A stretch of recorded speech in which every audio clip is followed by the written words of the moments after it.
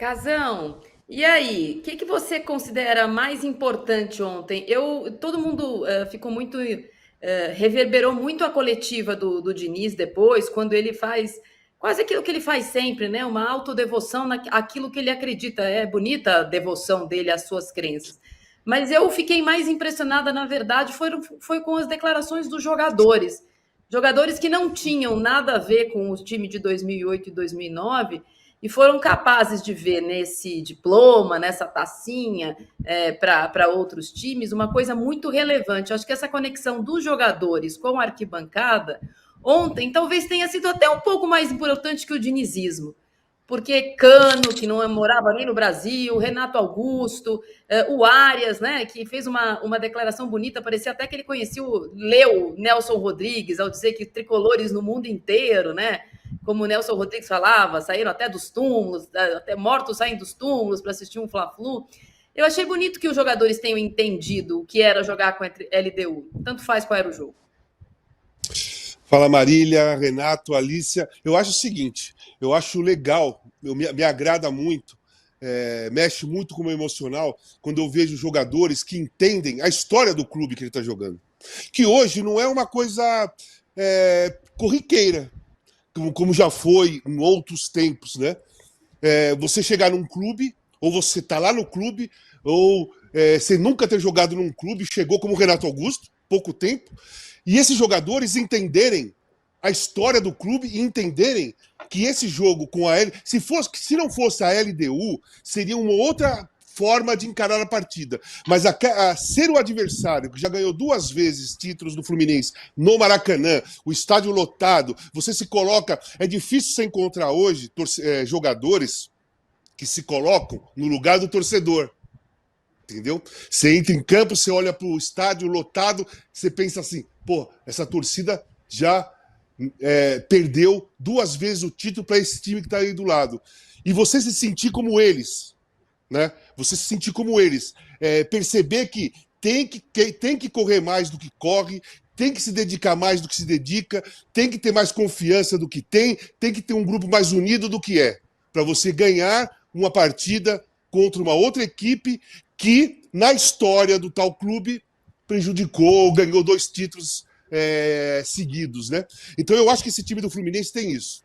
Eu acho que esse time do Fluminense, e não é o time, hein? É assim, é o ambiente do Fluminense que está assim. Porque chega jogadores, como chegou o Renato, entra no grupo e você vê ontem no campo, ele mudou a partida.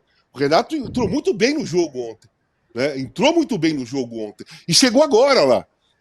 Então você olha o Renato, você vê que a sintonia dele era igual a todos os outros jogadores. Toda a importância daquele jogo ele entendeu, toda a importância de você ver, conhecer o trauma dos torcedores, ele entendeu, e eu acho que eu tenho que valorizar muito isso. Eu não vou no que o Diniz falou, ou do que os jogadores falaram, ou do resultado do jogo, como o time jogou. Eu vou nesse ponto de jogadores que chegam num clube ou jogam num clube e entendem a história daquele clube.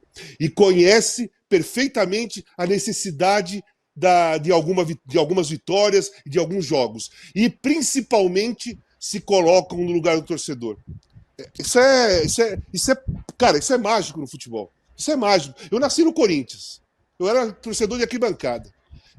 Fui ver vários jogos do Corinthians, depois virei profissional, e quando eu entrava no campo para jogar, a torcida, naquela época entrava um time, depois entrava o outro, quando o Corinthians entrava, mexia com o meu emocional, me arrepiava, muitas vezes eu chorava, porque eu me colocava naturalmente. Não era, porque quando você se coloca no lugar do outro, não é forçado, você não pode ser forçado, porque forçando você não consegue entender o que o outro sente.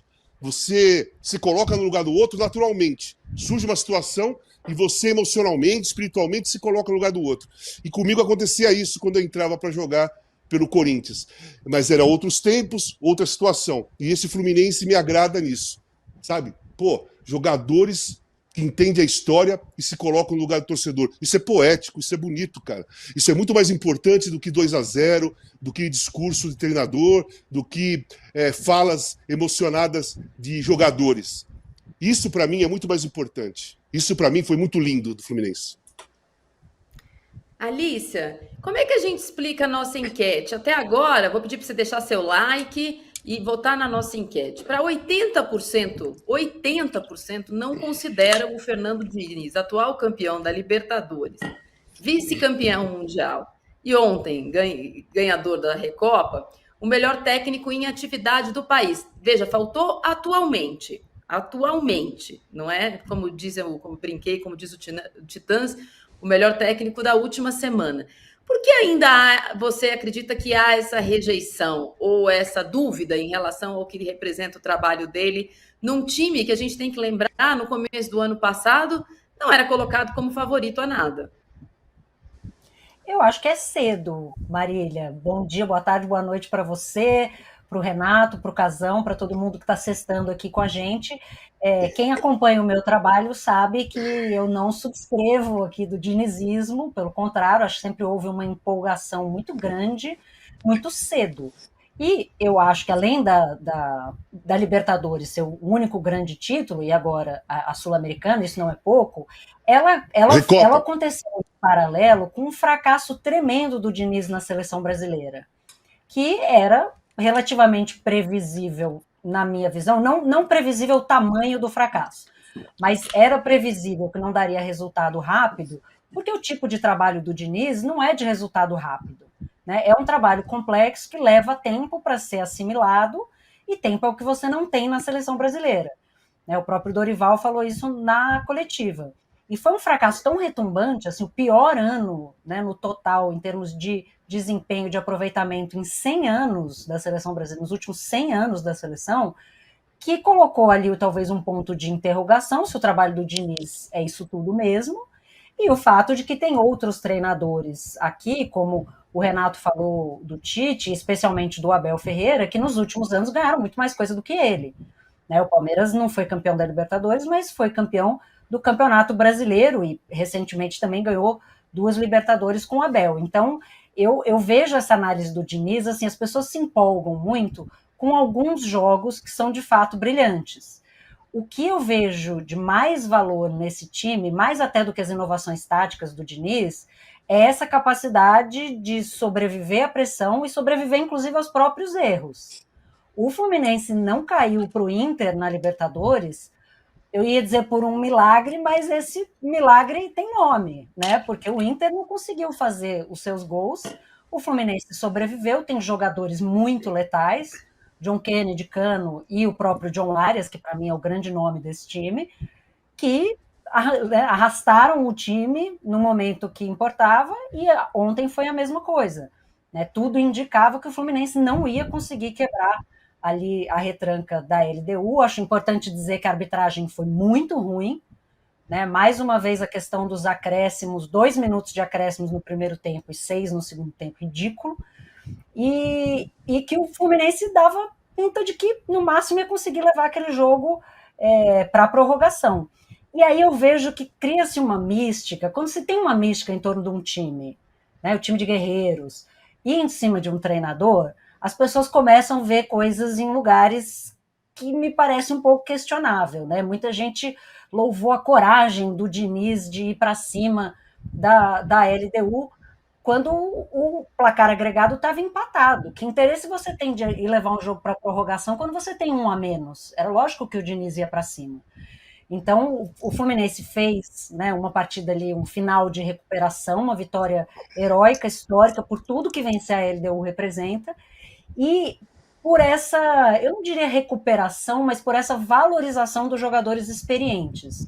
Né? O Fluminense teve ontem em campo 11 jogadores com mais de 30 anos, Felipe Melo tem 40, Fábio tem 43, né? Tem jogadores ali de 38 anos que fizeram a diferença no time. E vou fazer só mais um comentário que talvez a única oportunidade que eu terei no ano para concordar com o Felipe Melo. Quando ele foi perguntado sobre a questão da idade, né, o que ele diria para as pessoas que falam que o Fluminense é um time de veteranos, ele falou, é mesmo. Né? Tem jogadores muito mais velhos e jogadores que fizeram escolhas na vida para continuar atuando em alto nível nessa idade, coisa que jogadores mais novos nem sempre fazem. Então, é um lugar onde os jogadores mais velhos vão para brilhar, né? A casa de geriatria, como diz o Renato, a casa de geriatria do Fernando Diniz está fazendo os velhinhos brilharem, e ontem realmente é uma vitória para ficar na história e na memória de todos os tricolores. Alicia, quando você falou Renato, que a vitória do Fluminense na Libertadores, só um instantinho, Marília, para poder pontuar isso aí, que o cara disse assim, tem nome e sobrenome, mas ela não disse o nome e sobrenome. Então eu vou dizer, chama-se Ener Valencia. Quem deu o título da Libertadores ao Fluminense foi Ener Valencia, que perdeu 2 gols inacreditáveis, entendeu? E por isso é que o Fluminense ganhou. Tudo bem, faz parte do jogo. Não tô tirando mérito, não. Mas foi o Ener Valencia quem entregou aquele título. Diga, Marília, perdão.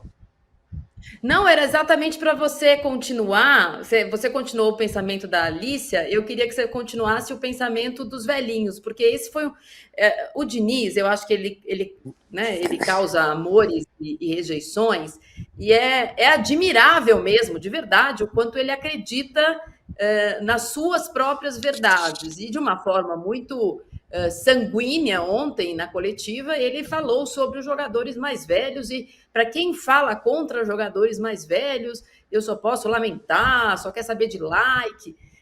Mas a verdade é que essa discussão talvez seja neste ambiente, neste tipo de jogo, com este técnico está funcionando. A gente viu isso, a gente não vê isso acontecer com tanta frequência para que a verdade do Diniz seja a verdade absoluta. Talvez ele seja a exceção que comprova a regra mesmo.